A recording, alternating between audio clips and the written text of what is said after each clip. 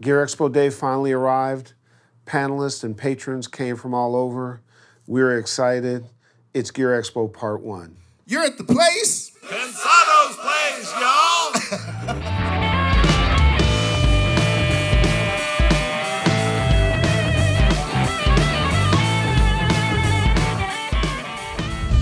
The day finally arrived. We were a little bit worried about rain. We all gathered in some vehicles and headed over to Berry Hill to the beautiful Vintage King facility. There were a number of things there, food trucks. We had incredible vendors.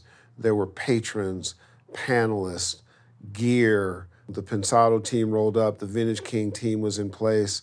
All of our sponsor family was around. Blackbird, Audio Technica, Recording Connection, Isotope, Studio 202 DC, Avid, Pro-Mastered folks were in the house, and we just kicked it off with the incredible Warrior Princess panel.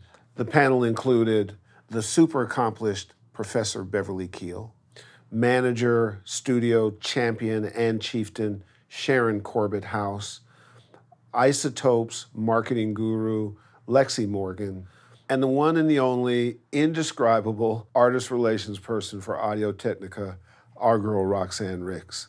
We had a very special guest during the Warrior Princess panel, a lover of the arts, a supporter of music, U.S. Congresswoman Marsha Blackburn from the great state of Tennessee. Listen, I am so excited to stop by, and what a great opportunity to come in when the Warrior Princesses are up here. Perfect. You know, Perfect. I kind of like She this. is a warrior princess, I can tell you. I do indeed. Well, I'm one of those that grew up. I heard someone say they didn't grow up with music, and there you go. And I did. I'm one of those. I played the piano and the organ and the guitar and the ukulele and a little bit of all of it. And then when I moved from South Mississippi up here to Tennessee, had the opportunity becoming involved in the community and serving as president of the Symphony League here in Nashville and a couple of the other arts organizations, and working to help fund some education in the arts programs, and then spent some time as the head of the Tennessee Film Entertainment and Music Commission in the mid-90s as we were moving from analog to digital. And taking I know all this stuff. Kind of been this past week, couple of quick points just to make. This past week I had some of my congressional colleagues in town. We did a hearing on copyright reform and performance rights. And Jerry Nadler, who is one of my colleagues out of New York, Jerry and I have a bipartisan bill, fair pay, fair play, for our performers, and we are working to get that passed. We know that we know it's so vitally important to you. We're also wanting to make certain that we do copyright reform right. Absolutely. And that our songwriters are appropriately compensated, that our performers are appropriately compensated, and whether it's terrestrial radio or streaming or sat radio or whatever, that there is going to be money coming to the creator in order to appropriately compensate them. Folks, so that's huge. Thank you all for being huge. here. I thank you for letting me stop by for a few minutes. Thank you so much. Put your hands together, folks. This is government who cares about what we do. So, Sharon, is it about being better than men or just being good, period? I think you just have to be good, period. Yeah. At the end of the day, that's really what it's all about. I think it's a lot different now than it used to be. I use this as an example. When I was managing Ocean Way, I had a female engineer who I hired right out of MTSU, came to work for me, and there was a producer who shall remain nameless, who worked at one of the major labels, and every time this female assistant engineer would work on his records, she would never get an album credit. Wow. And this went on for like a year, and I would call them and go, you know, her name should be on this record. She put in 100 plus hours a week, and so eventually they put her name on the record and everything was fine. But you know, there were always instances like that would pop up But I think if you're great at what you do, you get beyond barriers or anything that can be considered a limitation or something that sets you apart from someone else. And I think you do. You have to be really just great at what you do and sincere and passionate about it. Beverly, your take? Well, I would say for everybody, focus and promote your strengths and don't worry so much about your weaknesses because nobody's perfect. And often I think women are so worried about their weaknesses and compensating that just the stronger you are, that's the path you should follow. Does that make sense? Yeah, you end up sort of reverse engineering, and you don't intend to. You're on defense instead of offense. Right. Yeah. Roxanne, in terms of the future going forward for women, what's different about women coming into this industry 5-10 years ago than now? What are the areas, because you're out and about all the time, what are the areas of opportunity that you see most available to women? And all of us, I think really. the sky's the limit, really. I mean, there's nothing that women can't do better, equal, less than men at all. I mean, I look at it from, Herb's question, my most important title, while I love Audio Technica, and it's been my life for so many years, is mom. And as being a mother, you know how to nurture like no one else. And I build a relationship and work on it, and then I nurture it, and I never let it go. And you guys know this because I treat you like you're my kids sometimes. Sometimes. And I treat my artists that way as well, whether it be a broadcast person or a studio producer, engineer, or a recording artist. You've got to build those relationships and then nurture them. And that to me is the most important aspect of what I do from start to finish every day.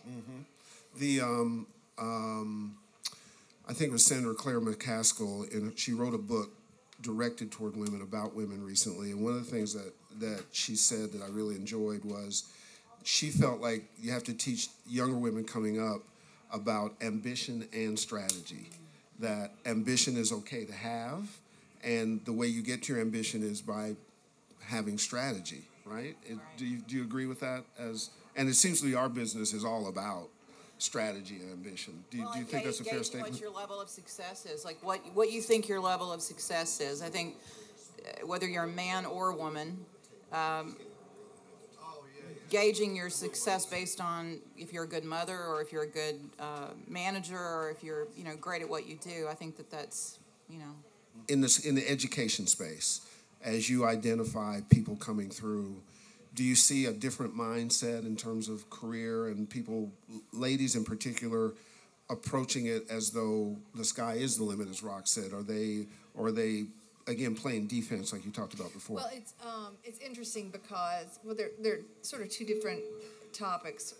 Something that I give talks on is that where men are groomed to talk about themselves and promote themselves, women are discouraged from doing that. And so we have to own what we've done.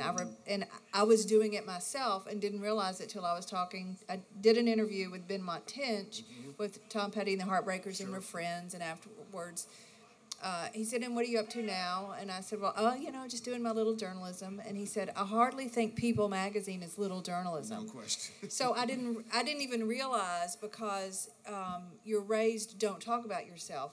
But in the business world, you have to promote yourself. You have to take ownership. Women often are very collaborative, and it's a team, and they won't say that I am responsible for the media launch of Lionel Richie's platinum-selling album, which I was. Right. But I want to say, it was a team, and so one of the messages I talk about is taking ownership and credit, and then in terms of students, they say, I want to be a producer or I want to be an engineer. And I say, okay, then I want you to plan your own career like you would plan an artist career in artist management. So step it backwards. All right, so to be a producer, you need to have these skills. How do you get these skills? You take these classes. You need to, so back it up, because it's too overwhelming to think, I want to be on a Grammy stage in 10 years. Right. So what's the first step? What's the second step? Where do you intern? What's the strategic city to be in? Those sorts of things. Fail to plan to fail. Let me say it again. Fail to plan, plan to fail. Let me give you one of the male attributes that Roxanne will absolutely whoop your ass on. If you get an opportunity during this weekend, go drinking with her. No. You will not hang. We almost had a couple of staff members that didn't make it through the weekend. There are Pensado bodies littered. Right. From last year. And still down. But I'm not drinking. I just make sure they are. That's part of the trick. That's where a woman's perspective. See how strategic that was? Let me tell you. The best designated driver in the business. We have restaurants that we're not allowed to go to because of that. Yes. We're making memories. Bricktop. I was just listening to what Beverly said, and it struck me that I've heard those same comments from you about me and my career. I don't want to diminish anything you said, but I think that stuff applies to all of us, no question. Particularly women. And thank you for that. That was amazingly insightful. Well, I think Dave's point is the point why we wanted this panel to be first. Besides, my mother would kill me, and she'd come back from the grave and say, "Ladies first, son. I told you that." So, okay, cool, we're here. The reality of it is that this advice is applicable across the board. Yes. They don't work in environments where it's just women. They probably wouldn't even want to. They are competing with marketplace forces just like you are. They're dealing with the same stuff. They're dealing with some things. Look, in some ways, and I don't want to make this anything more than what it is, it's some ways that you've seen in our culture, in our country, how different kinds of minorities, could be color, could be religion, could be other things, find a way to fight up and get their position in the marketplace and then contribute to society at large. And it's the same kind of survival instincts. It's the same attributes. And once you learn to apply them. So Lexi, let's go to you. Now you're on the way up, right? You were in school how long ago? I graduated in 2010. Okay, so that's not that long ago. As you entered the marketplace and as you're going through the marketplace, do you see your opportunities unlimited, uncapped, or are you still navigating some of the stuff we're talking about? I think it's really unlimited. I think what you just have to do is do good work and be confident about it. So, and I think that's for everyone, whether people tell you you're young or a woman or anything else. You just have to be confident and really just do good work. If you do it, people see it, and you know, I found my way here through a really crazy route and definitely have a very different background, but I think there's so many things out there now where if you have a laptop and you can work from it, and there's all these tools that are really accessible to everyone, that you're working with things that put you in a very similar level to other people out there. So if you're trying hard and you're doing really good work, people are going to see that and value it, and it just opens up so many things for you. And there's so many, you know, it's not always linear. You don't have to follow, like, this is the exact path you're going to go to get somewhere. You can work in music. Working in music has been a really big dream, working around musicians, working around people who are so intelligent. I can't speak enough for how many extremely intelligent and wonderful people I work with and are passionate. I mean, at Isotope, we have 50 or 60 people that are just straight up musicians, you know, on top of building the software. So, you know, you just see this passion and it gets you places. And definitely for women, be confident about that. I think the hardest thing to do is really what they've talked about is, you know, saying that you've done really great work and just letting that sink in for you. So what I'm hearing, you guys tell me if I'm correct. So one is don't be afraid to market and promote yourself, correct? Strategy is important, planning and how you get there. Again, attributes we all can use. Passion is critical. So you found yourself with longevity and a great place in representing things. Bringing this sort of specific. Actually, let me ask this question. I think one of the things that I enjoy, we work with a lot of women, is that there is that collaborative nature. Does not mean that you have to take a step back to be collaborative. You put it forward as a strength. You know, some of the toughest arguments I have are with women because you can't go to those places that men go where you bump chest and you do all this bullshit, ball busting, penis shit. Because you have to do it with some civility and you have to have. Then the argument is about the point and not about jousting. You know, and there's a difference there. So as you now, and you guys are at different places in your career, which are incredible. in your own particular space, what are you doing? What are you looking forward to? What are you excited about? What's going on with MTSU and all the stuff you're doing that Well, it's that a really energizes exciting you? time now because the industry is changing, and the people who are afraid of the change are already out the door. All right, so our students, all they've known is technology and change. So they know the new business model. Something else that's exciting, as we always say, is audio is everything. Because if you look at everything now that talks to you, your phone, your car, this, that, and even video has become such an important component in an artist's career, but many of the video people don't know anything about audio. And so that is where your strengths come in. Because if you're putting your artist or your project's best sound forward on video, if the audio doesn't work, you're defeating the purpose. 100%. But something I wanted to say that is not mentioned enough are people skills, because it's growing up. It's always stressed being smart. If you're smart, you'll be successful. But the most successful people have great people skills, and it is the rare person that doesn't have to work with anybody. A songwriter has to work with musicians. The artist works with musicians, people in the studio, people at record companies. So it's all about knowing how to deal with people, and you can't treat artists like you do accountants, right? So it's knowing how to have those relationships.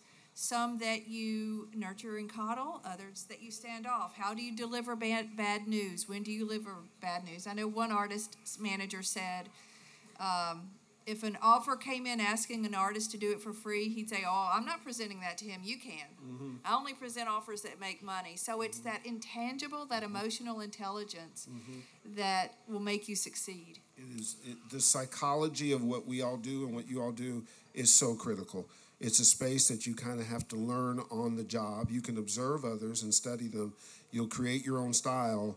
But trust me, all of us on this panel and all of you as you move forward in your career are going to learn that part, or it'll be very hard to be successful because it's such a collaborative business. Another point I want to make before we go to Sharon, if you watch our award show, which I think is up now on pensadoawards.com, the opening talks about the fact that there's no place on the earth that is silent. No place. That means your job opportunities are unlimited. They're unlimited. Even silence is a sound. And there are people that do the business of silence. So when you look at it that way, on Pensado's Place, we're having somebody on from the Department of Homeland Security who spent $2 million building out an audio forensics capability. We're having a doctor on who's going to talk about the fact that a healthy cancer cell sounds differently than an unhealthy cancer cell. So one of the bad examples I use all the time, I think it was about 8 months or so, there was a pilot who really committed suicide and drove a plane, I think it was in Algeria or something, straight into the mountain and killed everybody. I don't know if you remember that story. Well, the way they found out what happened is their audio forensics person heard the pilot banging on the door saying, let me in, goddammit, let me in, goddammit. The audio person found that stuff out. So when you think about audio, audio is this. It's not that. So you have unlimited opportunities. As she said, everybody is a publisher now. Everybody posts. Everybody goes to Facebook. Everybody deals with digital technology. Everybody does. The people who have the specialty, the discipline that runs through all that is audio. You all are the kings of moving forward of technology. Think that way. We think that way. We've done pretty good in 5 years. We just threw shit up against the wall and threw a Hail Mary and caught it. But we took it seriously because we thought this was how important the space was. So sorry to editorialize, but her point's really important. Now, Sharon, back to what's going on in Sharon's house, in Sharon's world. Gosh, what isn't going on in my world? You know, we're out on the road all the time with Ben right now with this new album. I think one of the things that we don't stop to think about sometimes, it's interesting. You mean the #1 album? Yeah, thank you. Yeah, the #1 album that you managed and oversaw and made come that way as a woman, incredible. Thank you very much. We just had our first #1 classical album in Billboard this week, and the #1 classical crossover album. So it's the first for Ben and Round the first of applause, folks. Thank you. That's serious work there. He started on a mission a couple of years ago he's been working on this for 10 years now, working with symphonies around the country. He feels like it's a dying art form, and he gets up every night when he does shows with the symphonies and does a speech about how a symphony is the last known group of people that you can actually watch working in tandem with each other collectively for a great outcome. And so, we could all, I think, learn from that. Everybody can have different opinions and look at the world differently, but if we work together for a common goal, a lot of things, great can happen. So that's kind of where we are at the moment. I mean, we're very focused on music education and music therapy. And I always say that if you do things with integrity, if you focus on, have your own internal compass of what it is that you feel that you contribute, don't think outside the box, think like there's no box. And focus on, your strengths, what it is that you do as what you bring to the table as an audio engineer. And I always say, too, to the point you said a few minutes ago about, people skills and things like that, when I have interns or people who come in and work in the studio with us, one of the things that I always look for is people who have an intuitive nature.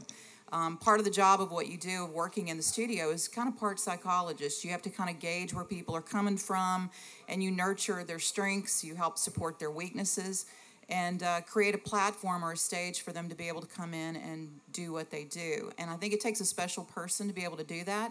I think sometimes we try too hard. We're attached to the outcome of what it is that we think that somebody is expecting from us or want to hear from us, and instead of just being in the moment. That's something that was a hard lesson for me to learn, because I was always trying to, I'm going to do this. I've always, exactly. Something I learned from Luke Lewis, who's the legendary chairman of UMG Nashville. And married to a good friend of mine. Was to stay out of shit. Lord. Yeah. Right? So as a woman, you want to make everybody happy, and you want to get in and fix the problem. Yep. And Luke taught me, get out. That's not, don't get any of that on you. That's right. You don't need it. Let them work it out, Yep. and... Yeah. If you talk to Luke and talk to his wife, tell Lauren Herb said hello. I will. We work together forever. Lexi, I know some stuff is going on with Ozone 7 in your world. You want to talk about that? Yes, absolutely. We're very excited about Ozone 7 coming out in early November. What everyone's been talking about today about the importance of sound and kind of making it available for everyone. Oh, excellent. And putting it in people's hands, absolutely. So we're Put it in people's hands, you said? Absolutely. We're just really, we're really pumped. I actually got our product manager of Ozone 7 to come down this weekend and hang out in our booth, just so he could talk to users, hear what people are saying about Ozone 6, Ozone 5, whatever Isotope product you're using. We really want to hear what people are saying, what makes your life easier, what more do you want to see. The idea behind Ozone 7 is to give you, we've added a lot of vintage elements. So we have vintage tape, vintage tube, compression, EQ. We took dynamic EQ, which is really awesome, from our advanced in Ozone 6 and brought it down to standard. So more people are getting all these great modules to play around and make music sound good. One thing that I feel like we have to be warriors about is sound. I'm just coming off a post show with all the broadcast guys, and, you've got 8K, 4K TVs, and people, that spend hours looking at pixels. But if you watch a video and the sound's bad but the picture's beautiful, you're not going to have a great experience. So we at Isotope definitely love awesome sound and care about the people who also care about sound. Hey, Lexi. Yes. Hey, guys. Pay attention. I use this. I want you to go to the limiter. IRC3. If you want to be me, IRC3. Say it with me. If you want to be me, IRC3. And when you go to IRC3, take that big slider in the middle, move it up to transparent. Leandra and I were struggling the other day on a major artist. We slid that mother up to transparent. Oh my gosh. Right. How many students are here, by the way? Raise your hand. And how many would want one of these? Ooh. Did somebody say prizes? How about this? Microphones from Mojave, headphones from Audio Technica, an Ableton Push, an API lunchbox, guitar pedals from Chandler, speakers from Focal, an interface from Focusrite, hard drives from G-Tech. Isotope gave a ton of software away. We had gear, we had merchandise, we had mugs, we had hats. It was literally raining prizes. Next up, marketing in today's media. Panelists included the cool as hell Brother Ray, producer of the popular Bobby Bones Show, Nikki D, Emmy-nominated celebrity host and blogger, our own producer and social media guru, Will Thompson, from Vintage King, Eric Allen, and legacy publicist, Don Murray Grubbs. There is really no business without the context of marketing, right? You can't get discovered unless you work at being discovered and getting your message out there. Speak to that, somebody, if you would. What do you think, Nikki? You need to show your face around town, and you need to make sure that you're seen. And so social media, at least for what I do, is so important. You have to post consistently. I know sometimes it can be a pain. You're like, I don't want to log on to Twitter, or do I have to take a photo of this? I took photos of this today. So sometimes it might seem like you're not enjoying the event because you're so caught up on your phone and doing it. But you know what? That helps bring people out to it. And especially with what I do, since I've done everything on my own since I got out of school, I just created a YouTube channel. And I went out to events on the weekends when I wasn't working to pay my bills. Showed my face around town. That's how I met people like Don. That's how I met people like Ray. And so marketing yourself is so important. And like I said, create all of those social media accounts and stay up to date with them. So, Ray, from your perspective as a producer, as you take into account content, what's going to go on the air, what's going to happen, does social media and metrics and all that stuff come into play in terms of making your decisions? Yes, absolutely. And when I think about social media, I just want to say this story. When I was in college, they're like, hey, you're on the Bobby Bones Show, you're an intern, you need to create a Twitter. And I was like, well, that's stupid. I'm too cool for a Twitter. I was like, I just want to live off the radar, you know? I go to parties. I'm just going to do my own thing. I'm not doing a Twitter. Like, what's a Twitter? Well, I mean, like 4 years later now, I have 50,000 followers, and I'm like, damn, they were right. I needed to create a Twitter, and I did. And then Instagram.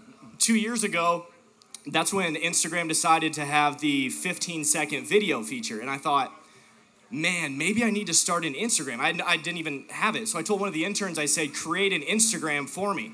Well, 30,000 followers later, I'm like, wow, glad I created an Instagram. So back in the day, I heard the women's panel talk about this. It was bragging. It's like, oh, I'm bragging about myself. I'm bragging about everything I do. No, you're marketing. Like, if you didn't tweet somebody and say that you're at this, you're a dumbass. Like, this isn't the audience. Very true. The audience is online. Give me a second. Ooh, Will Thompson is over loving you, man. I'm telling you, that's how Will talks to us. Like, hey, Herb, dumbass, you need to get this out. I just told him that he went to the same school she did. I didn't know that. Oh, listen, the FCC, the F stands for the F-bomb, not federal. So, again, roll ahead. Will Thompson, are they speaking the gospel? Yeah, absolutely. Yeah, definitely. I'm just curious, really quick. Out of a show of hands, how many people are artists or want to? Okay. And what about engineers, producers?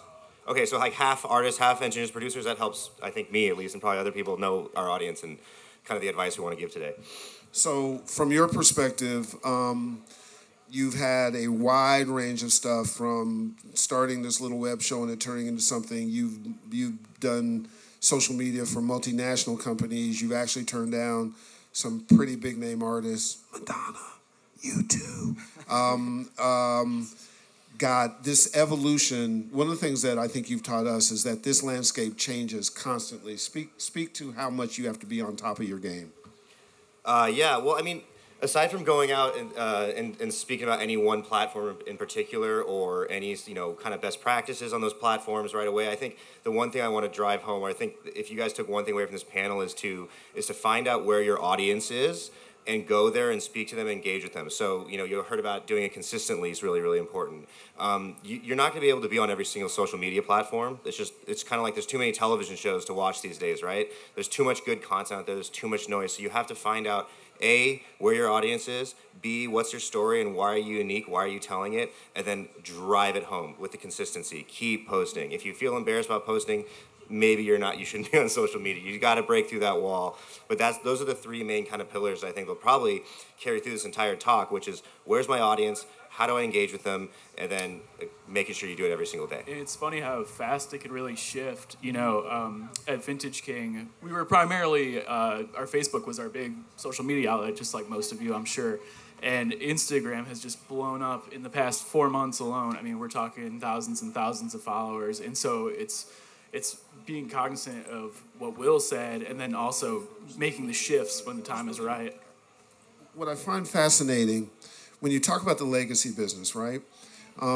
Legacy folks, sometimes people see as older, and they feel disconnected sometimes from the change, the digital media change. How in your world do you manage that kind of stuff? Do you do it for them? Do you teach them how to do it? How do you integrate the social media change on the legacy artist side? It's case by case with every client. Some people are really good about doing it daily. Others are not because they're not tuned in with social media at all. Like, for example, anybody know, I don't expect you to know because there's a lot of young people here, obviously, but Larry Gatlin, country music legend. Larry's great about doing his own stuff. Larry doesn't post crap. He doesn't post he doesn't just get on there and make a generic video that I'm releasing a new single. He does really funny stuff. I mean, he'll do a video of him taking out the trash or something like that. It's stuff that's out of the box. That's what's engaging.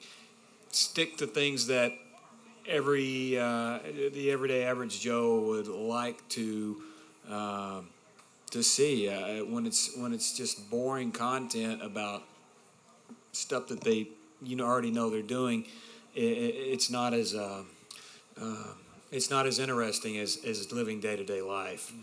When you do a birthday post, like if the artist themselves do a birthday post and they take a picture of them eating their birthday cake, stuff like that is the most engaging. So without a doubt, make it as engaging and as interesting as you can, but at the same time, make it apply to your music. Work in your music somehow. There's a way to do it. So in some ways, social media is kind of a peek behind the scenes. Would you say it that way? Absolutely. It gives the fan an inside look at the artist's day-to-day life. It's access, right? Right. Yeah. Right. And, Correct. And I think if behind the scenes can be compelling, the more you end up with engagement, the more you create a relationship, the more you can create that relationship and move it toward ticket sales, events, whatever the case may be. And it's not always just about money. Sometimes it's just about audience growth and having that kind of power. And also, it's really important to understand that everything you do now is global. So you're not talking about doing something that goes to just this city or that thing. You have an opportunity to, Young Guru, who we had as one of our hosts, who's Jay-Z's guy, and really goes way beyond Jay-Z. He told me that this summer he's been on every continent except the Antarctica or something, and that invariably wherever he's been, some kid will come up in some impoverished village with a flip phone that's illegal that they have to pay for and go, "What did you mean on episode 62 of Pensado's Place?" And like, he's telling me that it's hard for me to even imagine that. And he's saying, "Herb, they came up and asked me," and it's just, you're connected in amazing ways. When Will sends me metrics from our show, I'll send him back stuff and go, "Are you serious? Like, there's that much reach?" So you have the same power we have up here. It's just how much, would you agree with that? Yeah. That they have the same tools, the same power, right? So on the radio side, is Robbie Burrow here, by the way? Robbie Burrow? Robbie, come up for a sec. In a second, we're going to do a case study on Robbie Burrow. Robbie Burrow is, if you go to our website, he's a guy that we refer as a mixer. He's been nominated for Doves and Grammy nominations, so on and so forth. He went to Belmont. He's a Nashville boy.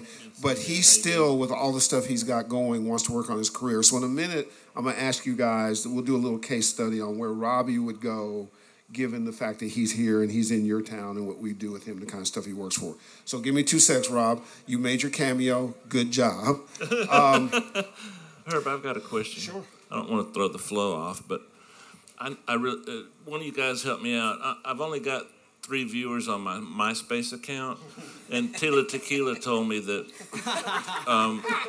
that I should Give me some help. How do I get more viewers? You should just delete your MySpace. Maybe wear something sexy. No, I'm just kidding. That's right. My point is, Will tells us that it's very important. You mentioned, I think it was you, Nikki, that mentioned staying current and how important is it to be the first on Periscope or the first on this or that or the other? Is that something that you guys pay attention to, or you try and milk Twitter until you get to 30,000 followers? When do you jump and when do you expand that space that you're in online? I'm being serious about this, about Tila. Well, like he was saying, I think you need to figure out which platform you have the most following on. If it's Instagram, milk Instagram, just milk that shit. Yeah. You know? I have several, but I find that Facebook I kind of put on the back burner sometimes, and I mainly focus on Twitter and Instagram. Periscope, is catching on, and I think if you hashtag things, that makes it easier for people to find you too. I mean, even hashtag Nashville for something like this. So many people are searching Nashville. Right. Hashtag. I don't care. Like if you hashtag something, That's good. That's a good way of bringing in more people though too. So can I say something really quick to that? Pump my MySpace. Just in terms of jumping on new platforms, you don't have to worry about being first, but there is a huge opportunity for you guys. It's a big arbitrage opportunity to acquire new fans really, really cheap and really effectively and really quickly if you're quick on the platform. So most people, it's kind of like a cost benefit analysis, right? If I spend a bunch of time on this platform, is it going to be worth my time? Well, it could be, because you're going to maybe acquire like 10,000 followers before anyone else does, and you have a lead, and then you're on a leaderboard, and then you're more influential on that platform. So it's not a waste of time to jump out and try these new things, especially if you see them catching heat. So my advice to anyone is, like, if you think that it's something that could resonate with what you're doing, what your content is, jump on it and go nuts on it. If it feels kind of like, if it's just, in your gut, you're like, I don't know, man, I don't know if it's not for me, then maybe back off. And maybe, milk, and Instagram's where all your fans are at, go crazy on Instagram. But don't ignore these new platforms just because, it's like, it doesn't feel right. If it does feel right, go all in, because you will be able to acquire a new audience cheaply. Just like, he was saying it earlier, it's like, Facebook's kind of fallen off a little bit. I can't reach all the fans that I want to because there's an algorithm that's getting in my way. Instagram, I can reach everyone. I'm seeing way more engagement on Instagram. Maybe you're going to start to see that, now we're going to see that towards Snapchat. And then we're seeing that in live streaming platforms like Periscope and Meerkat and all these things. It's try them out, get familiar with them, and if you get any kind of feedback or any kind of engagement, go hard on it, because you guys are going to get fans cheap, way cheaper and way more efficiently than you are, let's say, on Facebook right now. And you can send people to other platforms too, from whatever one you're focusing on. So if Instagram is your main focus, you can send people to your Twitter, to your Facebook, to your YouTube, whatever that may be. And someone told me that posting separately to each one is more effective than just say you post a picture on Instagram and then you also send it to Twitter and Facebook just automatically. If you go into Twitter, make a post there. Go into Facebook, make a post there. Go into Instagram, make a post there. What's the best way to start? You're starting from scratch. Okay, I want to talk about the big four to answer his question. If you haven't started anything, Instagram, Twitter, Snapchat, and Periscope. I mean, they're basically all linked. So basically, Twitter is your thoughts. Instagram is a picture. Periscope is this. You should be periscoping this. I don't know why people aren't. And then finally, Snapchat is a story. So you wake up in the morning, hey, here's me. Boom, you do that. Hey, I'm at this event. It's just story of your life. So it's those four right there. That's the basis for anything. Like, then you're good to go with social media. But there's one little exception. Do not buy followers. I'm telling you, it will screw you. We've had artists that they'll buy like 10,000 followers. So they'll spend $5,000, I think. I mean, it's expensive. It's very expensive. And they'll get 10,000 followers. Well, when they come on a show like ours, we had a girl, and she had 20,000 followers. So she came on our show. We said, here's her Twitter. Well, folks, those were all fake followers. So then once you start getting real followers, you lose your fake followers. So by coming on our show, she lost like, let's say 10,000 followers, and people are like, what is going on? She had all fake followers. Like, you're going to get found out. Do the fake followers. That'll work for a short time, but it's going to screw you in the end. That's good stuff, man. Good advice, absolutely. So in order to get on your show, what's the criteria to get on your show in the music scene? You've done something notable for both your shows. You first. Yeah. Hire a publicist and make him harass him like I did. Hire him. Here's how easy it is to get on our show. Funny story. So it was a month ago. 1 a.m. in the morning, Chris Jansen. Have you guys heard of him? He has a song. I can't remember the name of it. I think it's called, what is the name of it? Buy Me a Boat. You can buy me a boat. Okay, so 1 a.m. he sends that to Bobby Bones. All right, at 1:05 a.m., this is all in the wee hours of the morning when everybody's asleep. At 1:05 a.m., he sends it to me because Bones is my boss, and he sends me everything. I plug it into the system, and the minute I heard that song, I was like, this thing, we're going to blow this sucker up. Like, this is a good song. He's not even on a label. So he had an email account and an MP3 file, sent it to Bobby Bones. It's in our next-gen system. By 6 a.m. that morning, we broadcast to 1 million people around the country. We're syndicated in 100 cities. Everybody in the country knew about that song by the end of the week by email and an MP3. Like, that's how hard it is to get on our show. And now he has a label, and he's like the biggest thing in country music. So there you go. Wow. Amen. Wow, that's incredible. That's major media. What makes you cover somebody, Nikki? What brings them to your attention? Honestly, kind of the same thing. If you send me something and I listen to it and I'm like, yeah, that's cool. Let's set up an interview. I don't care. Or you wait to hear from Or me. if I'm working, because I freelance, so I work for several different outlets. Or I might, I can relay that to a boss at a bigger outlet and just be like, hey, have you heard of so-and-so? Like, I think we should cover them. Yeah. So. Literally, Nicole and Eric, who you're going to see in a second, I saw the video that night. I called a lawyer in St. Louis. I said, it's 2 o'clock in the morning in L.A. I said, find me them ASAP. By 9 o'clock in the morning, I was on the phone with them. By 10:30, they had plane tickets, and they were locked. It literally, the same cycle, took 6 hours. I freaked out and said, I didn't call anybody. I said, I am going to get you. And I was on the phone with them 6 hours later, locking that down. Eric, from a brand standpoint, for those people who deal with brands, maybe they're starting companies that have brands, how do you utilize social media to make sure that messaging is important when it's not just artistry? The most important thing is to be really consistent across the board. You don't want to be posting memes on Facebook and then high-quality pictures on Instagram. You want to have your logo the same on every social media account that you have. It's super, super important. Ooh, sorry, it's like catnip. It's beautiful. You can't stop looking like at it. My eyes just went. By the way, you're trending heavily now because you guys are in the rain dealing with this shit. And if we have to come out and sit there with you, I'll come out and sit out there with you. So fuck that. We're going to do this together. This is a Diana Ross moment in Central Park. For those of you guys who are old enough to understand that, we're going to do the damn thing. Absolutely. Just watch your computers. Oh, shit, it's getting serious. I talked a lot of shit. I might be lying. No, we'll stay here. We're going to stay here. As long as my computer doesn't. Chongor, hold that. So, legacy side. Touring important to you? Absolutely, because if you don't have radio airplay anymore, you got to stay on the road to make money, right? And if you don't have a radio hit, a lot of people don't have radio hits anymore, but they've got a career track of X number one hits, X number of Grammys. These people are still very relevant, even though radio likes to ignore them. It happens more than often. No offense, Ray. But a lot of the older guys get flat out ignored by the radio. It just happens. It's going to happen to every artist. It doesn't matter who you are. At some point, there is an expiration date on your radio career. To stay out there and to stay relevant and keep your fan base happy, you got to stay on the road, 100%.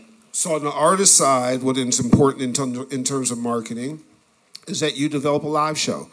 And you develop that at the small space. You develop it in the little club. You develop it in the coffee shop. You develop it. You can't develop it at the Ryman. You got to develop it someplace where you learn how to engage with an audience, where you're marketing to that audience, where you're developing that thing, where you're showing pictures, showing video. Would you agree with all that stuff? Mm-hmm. Yeah. Will, would you agree that that's part of the development process? Absolutely. So you're engaged as a professional now, not when somebody just buys a ticket. You got to start now. You got to do it now. Same thing we had to do. Dave and I had to start doing a television show. We didn't know how to do a television show. We couldn't say, hey, give us 3 years and we'll get our shit together. Then we'll be ready to go. We just had to. So what's happened is I think, you guys tell me if you agree, it's all become democratized where we all have the same tools. We all have the same thing. So your difference between being there and being up here is just getting in touch with one of us with some hot shit and then it blowing up. Fair to say? Yeah, and I would say there's one more thing, and I've seen that in my career and other people's too. You have to do something illegal. And I don't want you to take that the wrong way.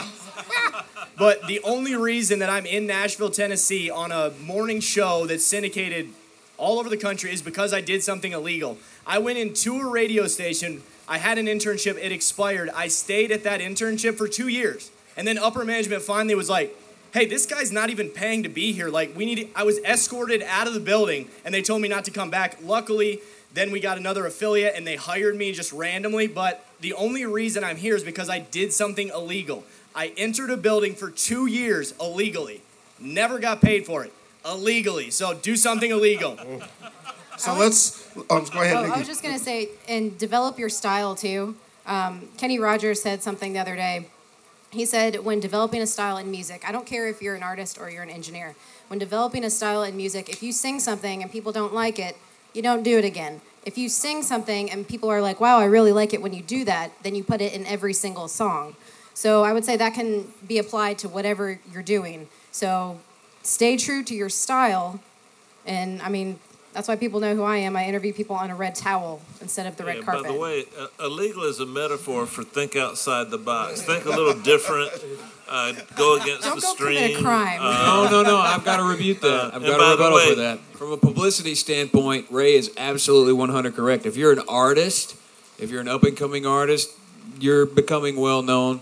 Now, I'm not advising this at all, but if you get arrested and you've got an up-and-coming You'll blow career, up, baby. You'll people blow are up. starting to figure out who you are. You get arrested, you're going to get more publicity than you could possibly ever imagine. Controversy sells. Now, I'm not saying go commit a crime, but I'm just, it's just something to think about, you know. Go right up to the edge. Just stay right on that edge. Try to make it interesting. You don't Rain even have- prize, rain prize. Whoa. Rain prize. Whoa. Rain prize. Rain prize. And for you, come and get this rain prize for you. More coming, more coming. Thank you for hanging in there with us.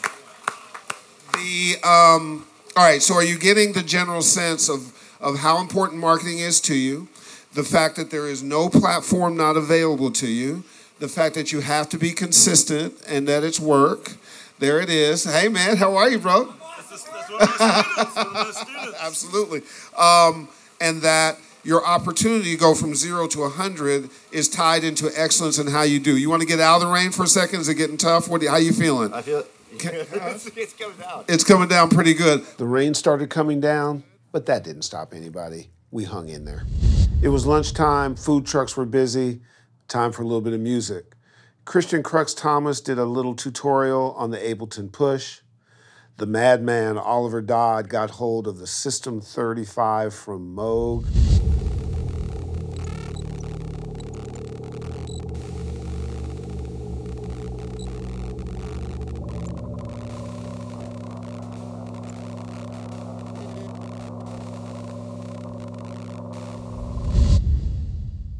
And then the first family of beatboxing did their thing, and our boy Jeremy Ellis ripped it up.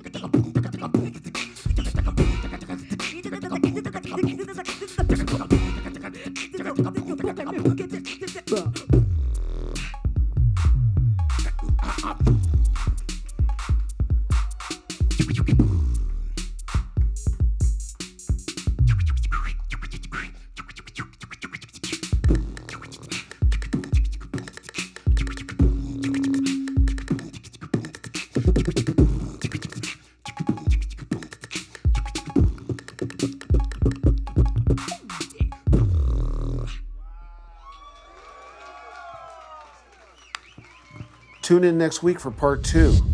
We've got Nashville's finest. Some incredible producers and engineers give their wisdom. The shot callers talk about how the big dogs do it. One of our great sponsors give away scholarships. Meet a few of the makers, and the merriment ensues. Can't wait to see you.